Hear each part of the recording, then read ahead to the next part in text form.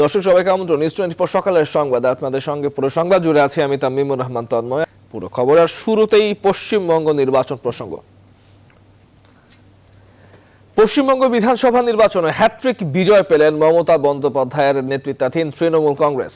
বেসরকারি ফলাফলে 292 আসনের মধ্যে তৃণমূল পেয়েছে 213 আসন, আর 77 আসনে জয় পেয়েছে বিজেপি। মমতার বিজয় স্পষ্ট হয়ে ওঠার সঙ্গে সঙ্গে চারদিক থেকে আসতে থাকে অভিনন্দন। এদিকে নানা নাটকীয়তার পর শেষ পর্যন্ত নন্দীগ্রামে মমতাকে হারিয়ে শুভেন্দুই জয় পেয়েছেন বলে ঘোষণা করে নির্বাচন কমিশন। মাসুদ রানা জানাচ্ছেন বিস্তারিত। এবারের বিধানসভা নির্বাচনে পশ্চিমবঙ্গ দখলে প্রায় মরিয়া হয়ে লড়াই নেমেছিলেন প্রধানমন্ত্রী নরেন্দ্র মোদী। ছেড়ে কথা বলেনি তৃণমূল কংগ্রেসও। টান টান উত্তেজনা, আক্রমণ আর পাল্টা আক্রমণের পর বাংলা আস্থা রাখল মমতার উপরেই।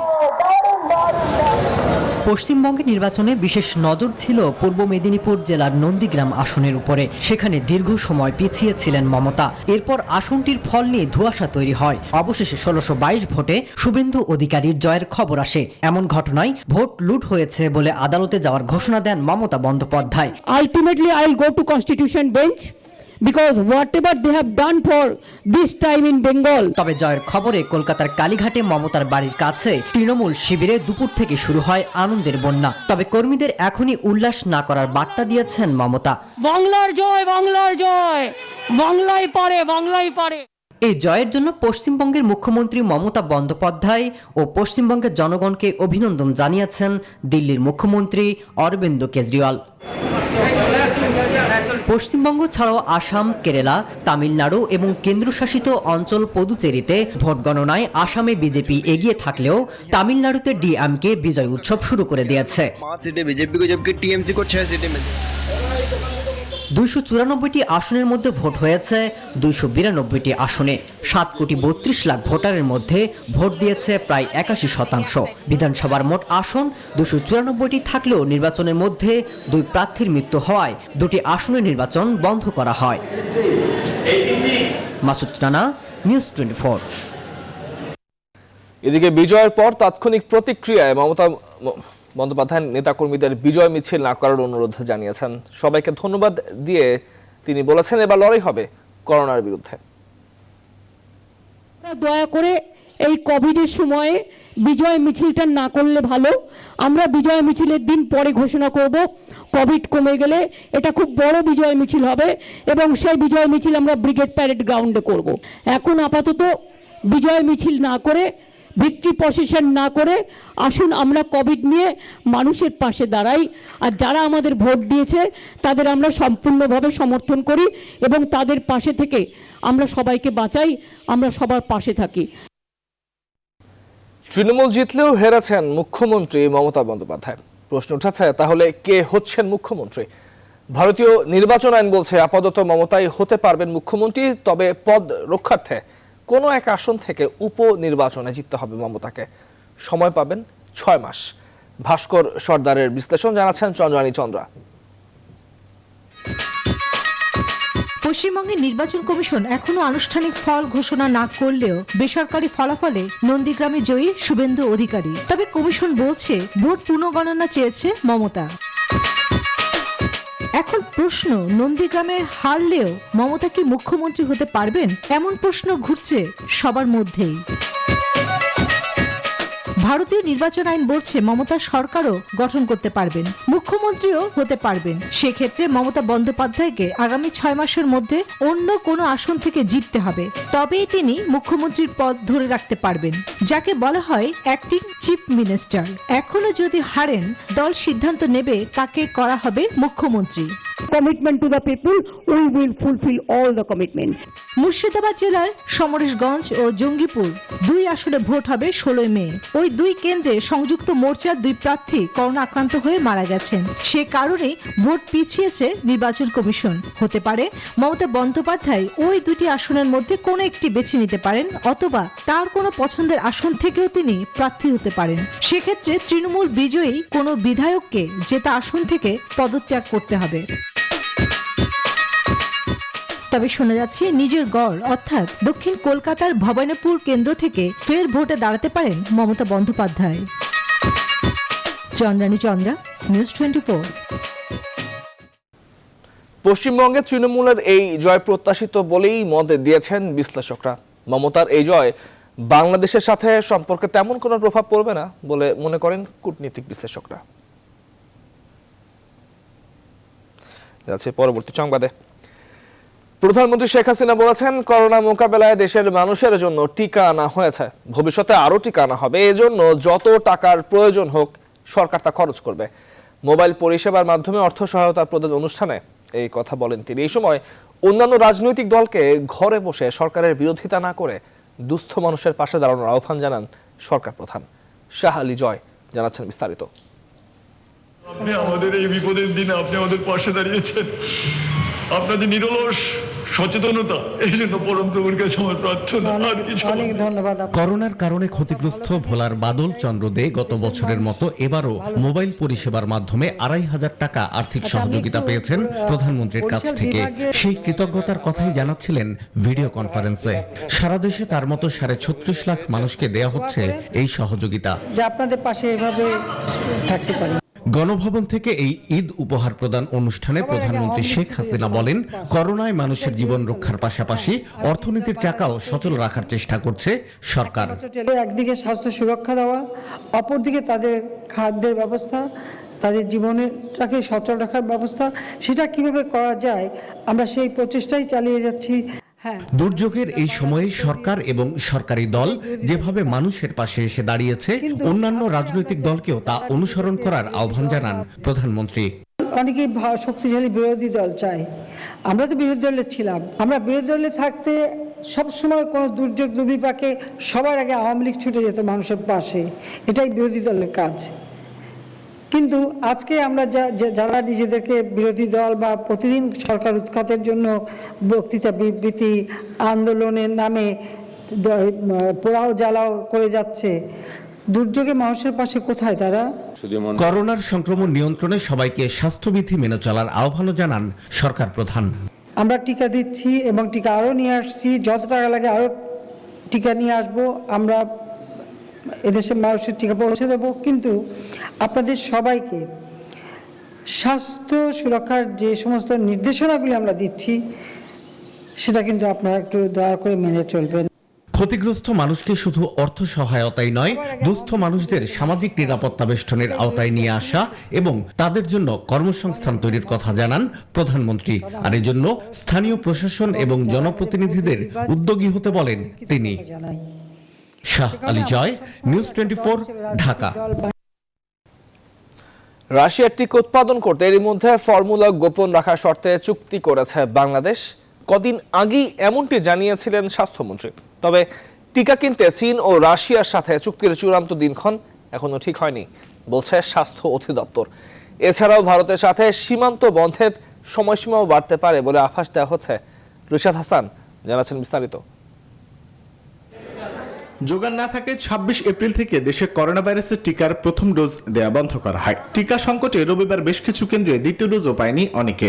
এমন বাস্তবতায় বেশ কিছু দিন থেকে ভারত ছাড়াও অন্য উৎস থেকে টিকা পেতে জোর চেষ্টা চালাচ্ছে সরকার। সম্প্রতি ঔষধ প্রশাসন অধিদপ্তর জরুরি ব্যবহারে চীন ও রাশিয়ার টিকা ব্যবহারের অনুমোদন দেওয়া হয়। প্রতিষেধক পাওয়ার ব্যাপারে আশাবাদী হলেও টিকা আসা বা চুক্তির বিষয়ে নির্দিষ্ট কোনো তারিখ জানেন না টিকা বিতরণ ও প্রস্তুত কমিটির প্রধান। আমরা নির্দিষ্ট তারিখ বলতে পারছি না, এটা দুই দেশের বিষয়। আমরা চুক্তিপত্র দুই দেশে বিশ্লেষণ করার বিষয় আছে, সেটা নিয়ে আলোচনার বিষয়বস্তু রয়েছে। আমরা যে ব্যাপারে সচেষ্ট আছি যাতে করে যত শীঘ্র সম্ভব এই কাজগুলো সম্পাদন করে আমরা আনতে পারি, আমরা সেভাবে কাজ করছি। টিকা পেতে দেরি হলে দ্বিতীয় ডোজ নিতে 12 সপ্তাহ পর্যন্ত অপেক্ষার সুযোগ আছে বলেও জানান তিনি। এখন পর্যন্ত আমাদের কাছে চূড়ান্ত পর্যায়ের কোনো তথ্য নেই যেটা আপনাদেরকে আমরা বলতে পারবো। তবে আমাদের দিক থেকে আমরা সক্রিয়ভাবে কাজ করছি যাতে করে আমরা এই যাদেরকে আমরা প্রথম ডোজের টিকা অ্যাস্ট্রাজেনেকা দিয়েছি তাদের তৃতীয় ডোজের টিকা দেওয়াটা নিশ্চিত করতে পারি। ভারতের বর্তমান কোভিড-19 পরিস্থিতি বিবেচনায় সীমান্তে যোগাযোগ বন্ধের সময়সীমা বাড়ানো হতে পারে বলছেন স্বাস্থ্য অধিদপ্তরের মহাপরিচালক। আমার মনে হয় যে ভারতের সাথে যে সীমান্ত বন্ধ আছে এবং এরোপ্লেনও বন্ধ আছে, সেটা হয়তো বর্ধিত করা হতে পারে। আসন্ন ঈদের সংক্রমণ এড়াতে স্বাস্থ্যবিধি মানার ব্যাপারে জোর দিচ্ছে স্বাস্থ্যসেবা বিভাগ। রিশাদ হাসান, নিউজ 24, ঢাকা। বর্তমান সরকার এক কোম্পানি ও দেশকে ভ্যাকসিন সংগ্রহ করতে দিয়ে জনগণকে বিপদগ্রস্ত করেছে বলে অভিযোগ করেছেন বিএনপির মহাসচিব মির্জা ফখরুল ইসলাম আলমগীর। রোববার এক অনলাইন বক্তব্যে তিনি এই অভিযোগ করেন।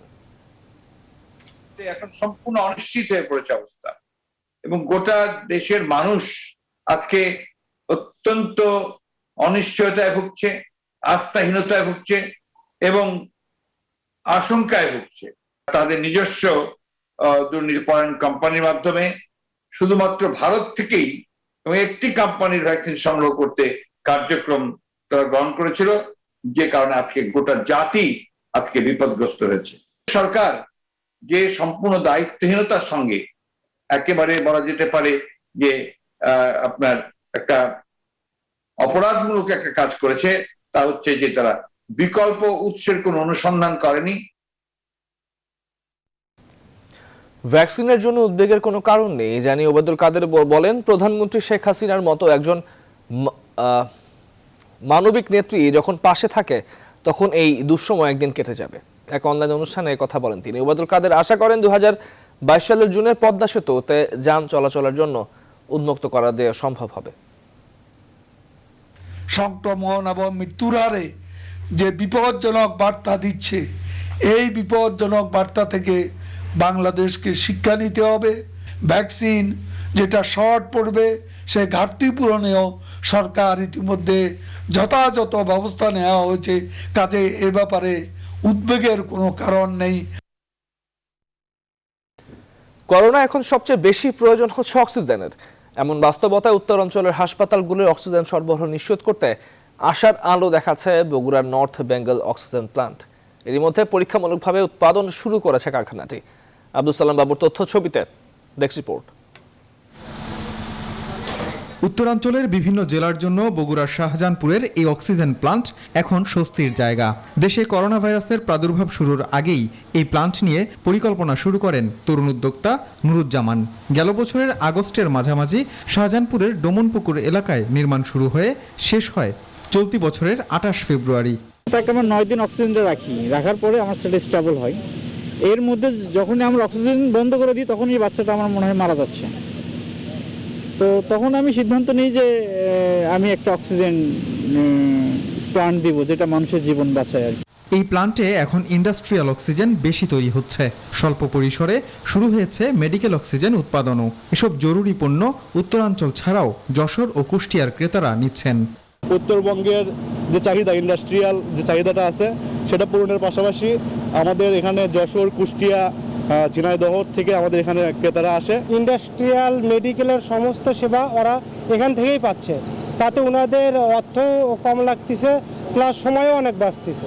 সরকারি চিকিৎসকরা বলছেন এই প্লান্ট থেকে অক্সিজেন নিলে তার সময় ও অর্থ দুইই সাশ্রয় করবে, তবে এর জন্য প্রয়োজন সরকারি সিদ্ধান্ত।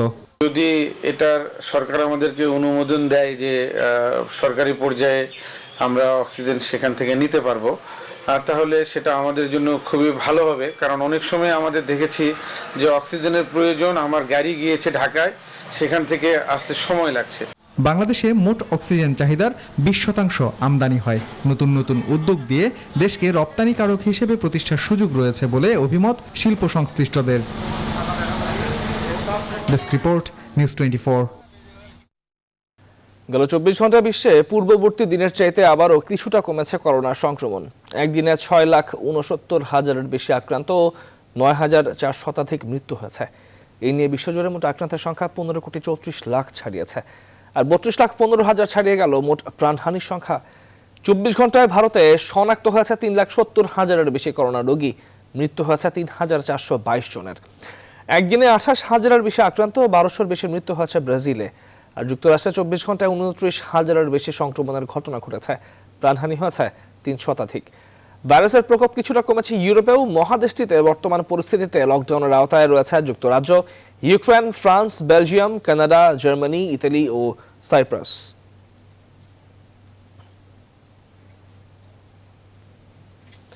24 ঘন্টার মধ্যে সিলেটে জৈন্তাপুরে আরও 4 জনের মৃত্যু হয়েছে সড়ক দুর্ঘটনায়। রোববার রাত 1টার কিছু পরে উপজেলার দরবস্ত পয়েন্টে ইট বোঝাই একটি ট্রাক মোটরসাইকেলের গ্যারেজে ঢুকে পড়ে। এদের ঘটনাস্থলেই 3 জন নিহত হন, আহত হন আরও 2 জন।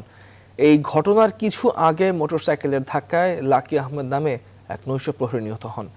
সিলেট তামাবিল সড়কের বটেশ্বরের জালালনগর এলাকায় রাস্তা পারাপারের সময় দুর্ঘটনা ঘটে। এর আগে রোববার সকাল 6:30টায় ট্রাক চাপায় সিএনজি চালক অটোরিকশার 5 যাত্রী নিহত হয়েছিলেন জৈন্তাপুরে।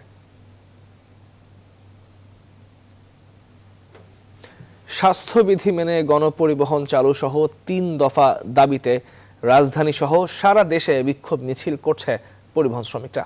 তাদের দাবি মানা না হলে 4 মে থেকে সারা দেশে জেলা প্রশাসনের কার্যালয়ের সামনে অবস্থান কর্মসূচি পালনের ঘোষণা দেন তারা।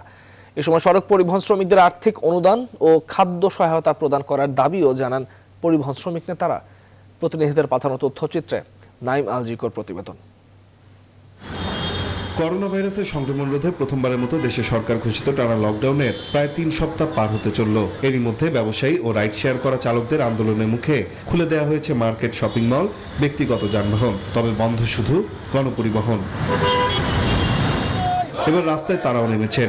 গাবতলীতে পূর্ব ঘোষিত কর্মসূচি অনুযায়ী ঢাকা জেলা সড়ক পরিবহন শ্রমিক ইউনিয়ন বিক্ষোভ কর্মসূচি পালন করে। এ সময় স্বাস্থ্যবিধি মেনে অর্ধেক আসনে যাত্রী পরিবহন সহ 3 দফা দাবি জানান তারা। তৃতীয় লকডাউনে আজকে মার্কেট আমাদের সাথে ছিল, ওদের ওপেন করে দিল, আমাদের দিল না। তাইলে আজকে আমাদের সাথে তো তাদেরকে ইন করতে পারতো যে মার্কেট পরিবহন বন্ধ থাকবে, সেটা কিন্তু করে নাই। এদিকে গণপরিবহন চালুর অনুমতির দাবিতে সংবাদ সম্মেলন করেছে চট্টগ্রাম সড়ক পরিবহন মালিক গ্রুপ। ক্ষতিগ্রস্ত সড়ক পরিবহন মালিকদের ব্যাংক ও কিস্তির সুদ মওকুফ সহ 5 দফা দাবি জানান তারা। এছাড়া স্বাস্থ্যবিধি মেনে গণপরিবহন চালুর দাবিতে সিলেটেও বিক্ষোভ মিছিল করেছে জেলার পরিবহন শ্রমিক ইউনিয়ন। একই দাবিতে রাজশাহীতেও বিক্ষোভ মিছিল করেছেন পরিবহন শ্রমিকরা। আমাদের স্বাস্থ্যবিধি মেনে গাড়ি চালানোর জন্য ব্যবস্থাটা করে দিক। আমার 70 লক্ষ শ্রমিক এবং তাদের পরিবার নিয়ে যেন আমরা ডাল ভাত খেয়ে বেঁচে থাকতে পারি। ওএমএসের চাল 10 টাকা কেজি ধরে শ্রমিকদেরকে দিতে হবে, আমরা তা কিনে নেব। এই মূল আমাদের 3টা দাবি। নোয়াখালী, রংপুর, চাঁপাইনবাবগঞ্জ সহ দেশের বিভিন্ন স্থানে গণপরিবহন খোলার দাবিতে বিক্ষোভ কর্মসূচি পালন করে পরিবহন মালিক ও শ্রমিকরা। নাইম আলজিকো, নিউজ 24, ঢাকা। 2013 সালের 6 মে আওয়ামী লীগ সরকারকে উৎখাতের পর আল্লামা শফি রাষ্ট্রপতি এবং জুনায়েদ বাবু নগরীকে প্রধানমন্ত্রী করে মন্ত্রী পরিষদ গঠনের পরিকল্পনা ছিল হেফাজতে ইসলামের। 2013 সালের পল্টন থানায় দায়ের করা মামলার রিমান্ডে এসে পুলিশকে ঠিক এমনই তথ্য দেন হেফাজতের সাবেক নেতা মামুনুল হক। এদিকে হেফাজতে ইসলামের 3 মামলায় মামুনুল হকের 24 দিনের রিমান্ড চেয়েছে পুলিশ। মো খন্দকার জানাচ্ছেন বিস্তারিত। 2013 সালের 5 মে রাজধানীর মতিঝিল এলাকায় সমাবেশ করে হেফাজতে ইসলাম। 13 দফা দাবি আদায়ের কথা বলে কার্যত রাজধানী সহ পুরো দেশকে অচল করে রাখে সেই সময় সরকারের কাছে হেফাজতের দেয়া 13 দফা সরকার পতনের কথা বলা না হলেও আড়ালে বিএনপি জামাতের সাথে গোপন বৈঠক করে সরকার উৎখাতের পরিকল্পনাটাই ছিল আসল। একই বছরে মতিঝিল থানায় দায়ের করা মামলায় রিমান্ডে এসে পুলিশকে মামুনুল হক জানায় সে সময় সরকার উৎখাতের পরিকল্পনা সহ 6 মে 2013 সালে কারা কারা মন্ত্রী পরিষদের সদস্য হবে সেটিও ঠিক করে রাখা হয়েছিল পরিকল্পনায়। বিএনপি এবং জামাতের নেতাকর্মীও তাদেরকে সমর্থন জুগিয়েছে এবং তারাও তাদের সাথে সম্পৃক্ত হয়েছে। পরবর্তী যে তাণ্ডবগুলো সংঘটিত হয় সেই তাণ্ডবগুলোতে তিনি গুরুত্বপূর্ণ রোল প্লে করেছেন। এই পুলিশ কর্মকর্তা জানান 2013 সালের 5 মে মামুনুল হকের গুরুত্বপূর্ণ দায়িত্ব ছিল সমাবেশ এবং পরিকল্পনা অনুযায়ী সহিংসতা সফল করার জন্য। পুলিশি তদন্তে যদি হেফাজত নেতা বাবুনগরীর সহিংসতার সাথে সংশ্লিষ্টতার প্রমাণ পাওয়া যায় তাহলে তাকেও আইনের আওতায় এনে জিজ্ঞাসাবাদ করা হবে বলে জানান তদন্তকারী দল। মন্ত্রী পরিষদে যে উপরের কাঠামোটা তৈরি হয়েছিল, সিনিয়র নেতারা যেমন জুনায়েদ বাবুনগরীকে প্রধানমন্ত্রী করা হয়েছিল, এরকম শীর্ষ নেতাদের বন্টনগুলো হয়েছিল, বাট পরের সারির যারা ছিল সেগুলো তখন পর্যন্ত বন্টন হয়নি। তিনিও প্রত্যাশা করছিলেন যে তার উপরেও সরকার পরিচালনার একটা গুরুত্বপূর্ণ দায়িত্ব বর্তাবে। এদিকে দুপুরে senior judicial magistrate Ahmed Humayun কবিরের আদালতে 3 মামলায় 24 দিনের রিমান্ড আবেদন জানানো হয়। তবে নির্ধারিত দিনে ভার্চুয়াল আদালত না থাকলে মামুনুলকে সশরীরে নারায়ণগঞ্জের আদালতে নেওয়া হবে বলে জানায় পুলিশ। মৌ খন্দকার, নিউজ 24, ঢাকা। এবারে ফার্স্ট সিকিউরিটি ইসলামী ব্যাংক অর্থ ও বাণিজ্য সংঘ আগামী বাজেটে উৎস করে অর্ধেক করার জোর দাবি জানিয়েছেন তৈরি পোশাক মালিকদের সংগঠন বিজিএমইএ। এছাড়াও কর ও ভ্যাটের ক্ষেত্রে কয়েকটি বৈষম্য দূর করার দাবি তুলেছে আরেক সংগঠন বিকেএমইএ। পোশাক মালিকরা বলছেন করোনা মহামারীতে ব্যবসা টিকিয়ে রাখতে রাজস্ব বোর্ডের সহায়তার কোনো বিকল্প নেই। এছাড়াও বাজেটে শ্রমিকদের জন্য সহায়তা চায় পোশাক মালিকরা। সুলতান আহমেদ জানাচ্ছেন বিস্তারিত। প্রথম ঢেউয়ের চেয়েও বেশি ভয়ঙ্কর হয়ে এসেছে করোনা মহামারীর দ্বিতীয় ঢেউ, যে ধাক্কায় ক্ষতির মুখে পড়েছে দেশের প্রায় সব ধরনের ব্যবসা বাণিজ্য। এর মধ্যেই চলে এসেছে বাজেটের সময়। পোশাক ব্যবসায়ীরা তাই তাকিয়ে নতুন প্রত্যাশায়। ব্যবসায়ীরা বলছেন, করোনা মহামারীতে বাতিল হয়েছে তাদের বহু ক্রয়াদেশ। তার উপর প্রতি মাসে শ্রমিকদের বেতন দিতে ঋণ নিতে বাধ্য হচ্ছেন তারা। আর তাই বাজেটে যেন তাদের জন্য প্রণোদনা রাখা হয়, সেই দাবি তাদের। যে প্রণোদনাটা গত বছর ছিল, ওরকম একটা প্রণোদনার জন্য দেয়, সহজলভ্য করে দেয়, যাতে অন্তত ফ্যাক্টরিগুলা বেঁচে থাকতে পারে বা ঘুরে দাঁড়াতে পারে।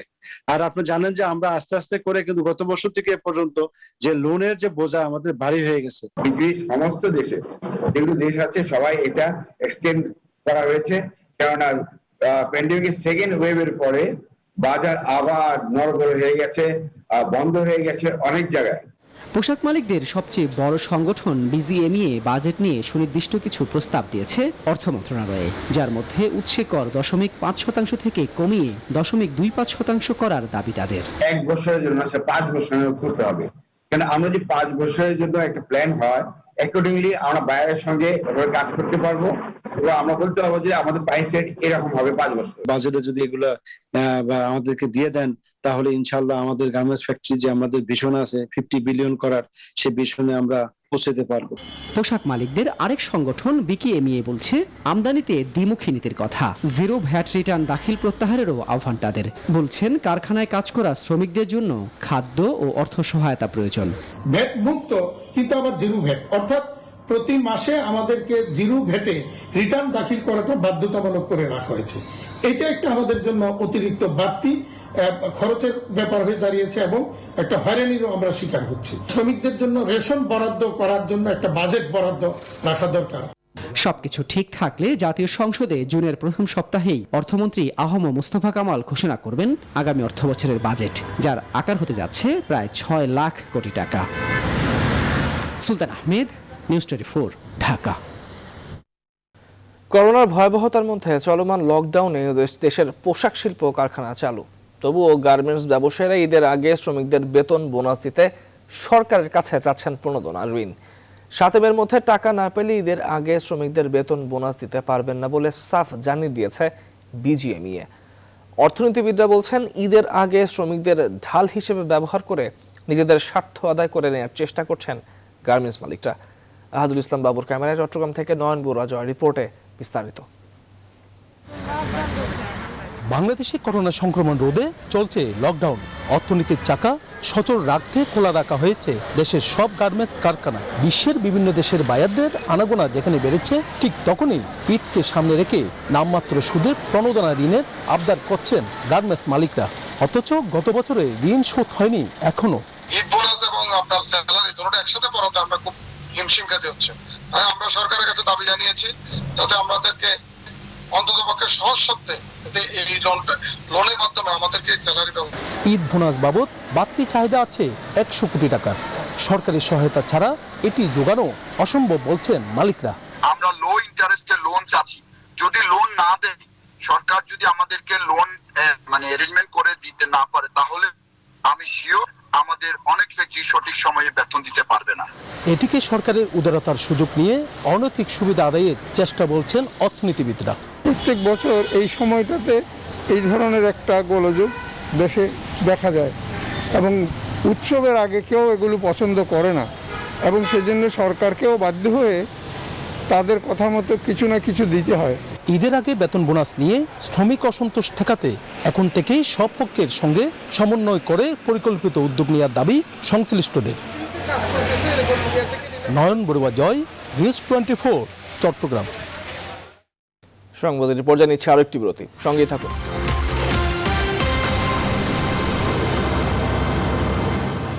বিরতির পর স্বাগত আরো একবার, আপনারা দেখছেন নিউজ 24 সংবাদ। সরকার আর নতুন করে চাল আমদানির অনুমতি না দেয়ায় দিনাজপুরের হিলি স্থলবন্দরে চাল আমদানি কমে গেছে।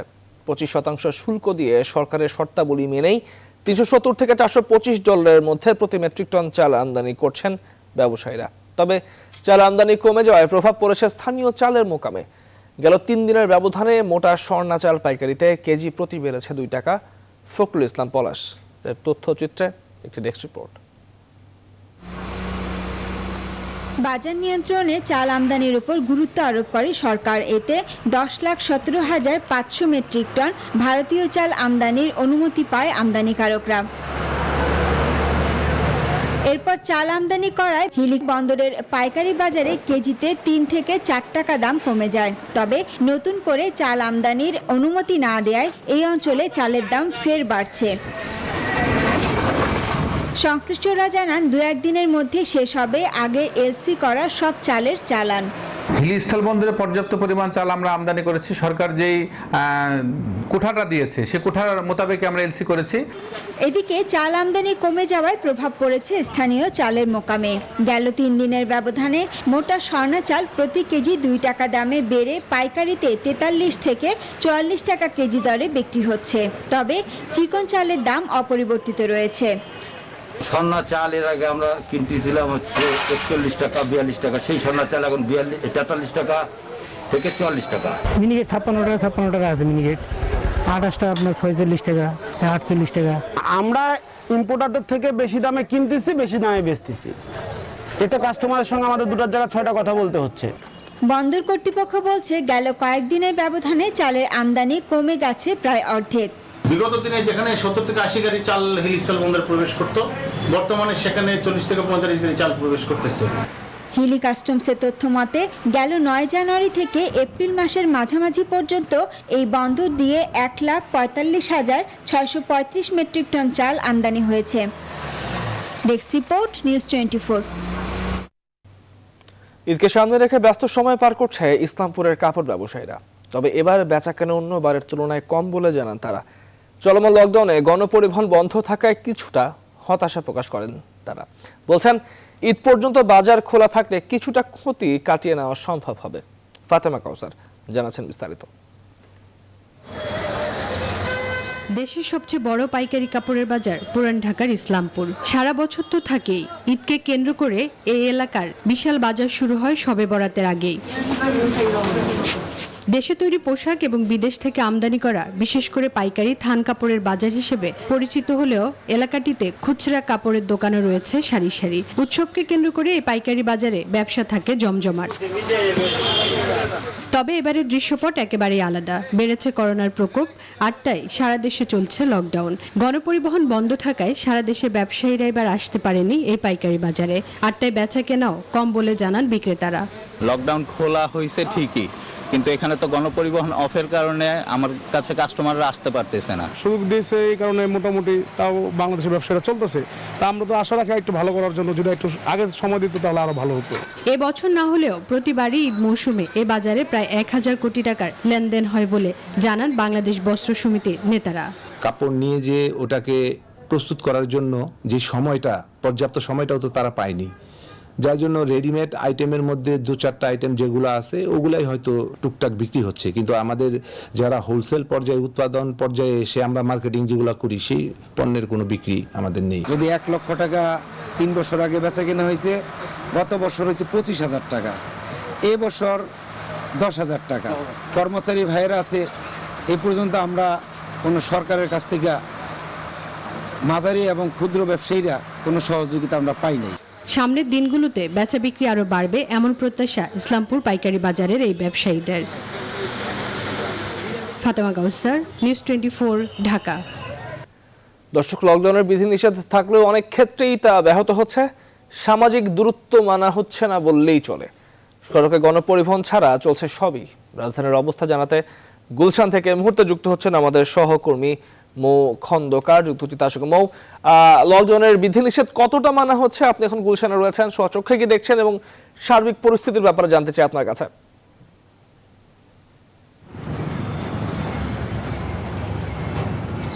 ধন্যবাদ তন্ময়। আপনি যেমনটি বলছিলেন যে সকাল থেকেই রাস্তাঘাটে যেমন একটু যানজট যদিও কম, কিন্তু কিছুক্ষণের মধ্যেই যানজট সৃষ্টি হবে, কারণ আপনি জানেন যে লকডাউন সরকারি নির্দেশনা কিন্তু কেউই মানছেন না।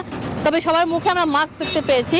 আর তাছাড়া লকডাউনের যে নিয়ম কানুন রয়েছে সেটি কিন্তু কেউ মানছেন না, কারণ আপনি জানেন যে এই বিষয়ে কিন্তু জেলা প্রশাসকের পক্ষ থেকে বিভিন্ন অভিযান পরিচালনা করা হচ্ছে প্রতিনিয়তই, এবং পাশাপাশি আইন শৃঙ্খলা বাহিনী যারা রয়েছেন প্রত্যেকেই তারা তাদের কাজ করে যাচ্ছেন। বিশেষ করে অস্থায়ী চেকপোস্ট বেশ কিছু বসানো হয়েছে, সেখানে কিন্তু ডাবল ভাবে চেক করা হয়, বিশেষ করে যারা বাইকাররা রয়েছেন এবং সিএনজি প্রত্যেককেই যারা অপ্রয়োজনে বের হচ্ছে তাদের আইনের আওতায় নিয়ে আসা হচ্ছে এবং তাদেরকে বিভিন্ন ভাবে তাদেরকে মামলাও দেওয়া হচ্ছে। তো আপনি দেখতে পাচ্ছেন যে যেহেতু এখন অনেক সকাল, তারপরেও কিন্তু আপনাকে একটু দেখাতে চাই যে এই লকডাউনের চিত্র কিন্তু তেমন কেউ মানছেন না, কারণ আপনি এখানে কিন্তু কিছুক্ষণের মধ্যেই দেখা যাবে যে গাড়ির চাপ একটু কিছুক্ষণের মধ্যেই বেড়ে যাবে, কারণ আমরা গতকালও দেখেছি যে গাড়ির চাপ অনেকটাই বেড়ে যায়, যতই দুপুরের দিকে দুপুর হতে শুরু করে তখন কিন্তু গাড়ির চাপ অনেকটা বেড়ে যায়।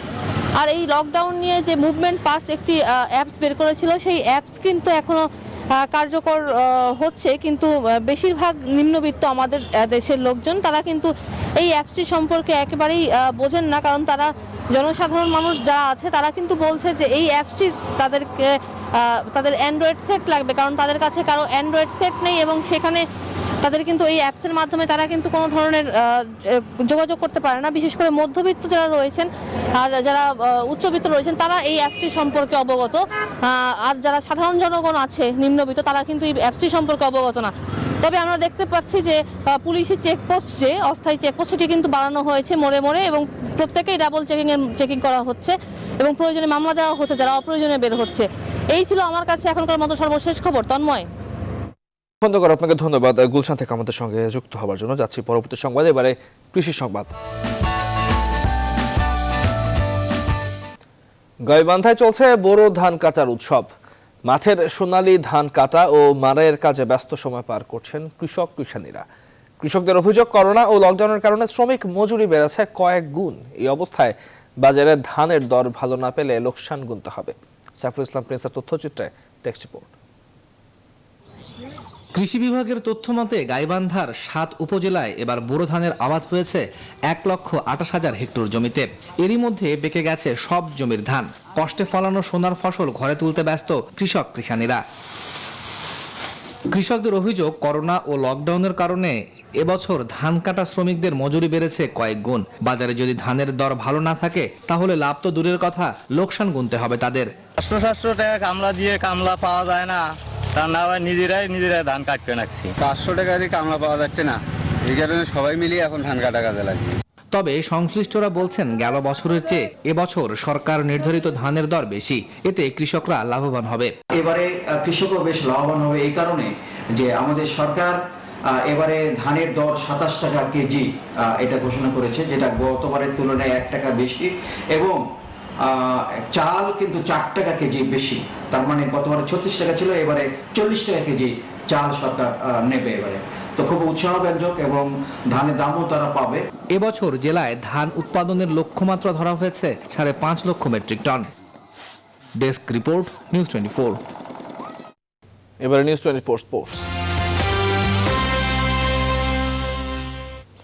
শ্রীলঙ্কার বিপক্ষে দ্বিতীয় টেস্টে জিততে হলে বাংলাদেশকে করতে হবে অসাধ্য সাধন। সে সাথে করতে হবে রান তারার বিশ্ব রেকর্ড। আলো স্বল্পতায় চতুর্থ দিনের খেলা শেষ হওয়ার আগে যে দ্বিতীয় ইনিংসে বাংলাদেশ দলের সংগ্রহ 5 উইকেটে 177 রান। বিস্তারিত রিপোর্টে। পরাজয়ের সংখ্যাটা প্রথম ইনিংস শেষেই তৈরি হয়েছিল, আর সময়ের সাথে সেটাই সত্যি হতে চলেছে। ক্যান্ডিতে শ্রীলঙ্কার বিপক্ষে প্রথম টেস্ট ড্র করলেও দ্বিতীয় টেস্টে পরাজয়ের মুখে বাংলাদেশ। আলোক স্বল্পতার কারণে চতুর্থ দিনের শেষ সেশন পার করতে সক্ষম হলেও মাত্র 5 উইকেট হাতে রেখে শেষ দিনে হারের সংখ্যায় থাকবে টাইগাররা। 259 রানের লিড নিয়ে চতুর্থ দিন শুরু করা লঙ্কানরা থেমেছে 9 উইকেটে 194 রান সংগ্রহ করে। সময় যত গড়িয়েছে ব্যাটসম্যানদের জন্য উইকেট ততই কঠিন হয়েছে। তাই বাংলাদেশকে যে চতুর্থ ইনিংসে ভুগতে হবে তা অনুমান করা যায় খুব সহজভাবেই। তাইজুল ইসলামের 5 উইকেট শিকারের কীর্তি তাই ভুলে যেতে সময় নেয়নি বাংলাদেশ।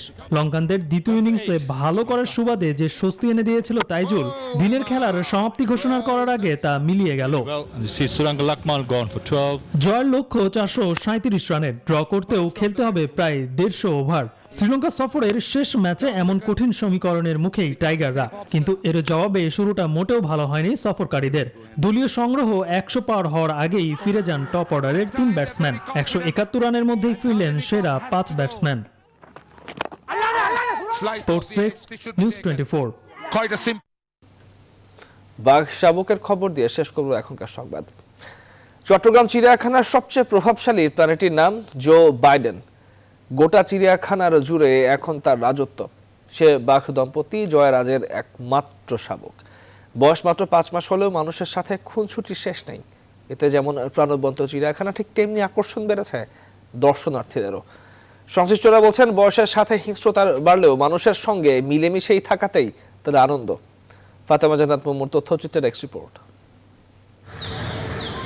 চট্টগ্রাম চিড়িয়াখানার বাঘ দম্পতি জয়া রাজের একমাত্র সন্তান জো বাইডেন। বাঘের সন্তান হলেও বেড়ে ওঠা তার মানুষের সাথে, আর তাই তার ক্ষমতার দাপট পুরো চিড়িয়াখানা জুড়ে। লকডাউনে দর্শনার্থী শূন্য চিড়িয়াখানায় সারাদিন চলে তার খুনসুটি।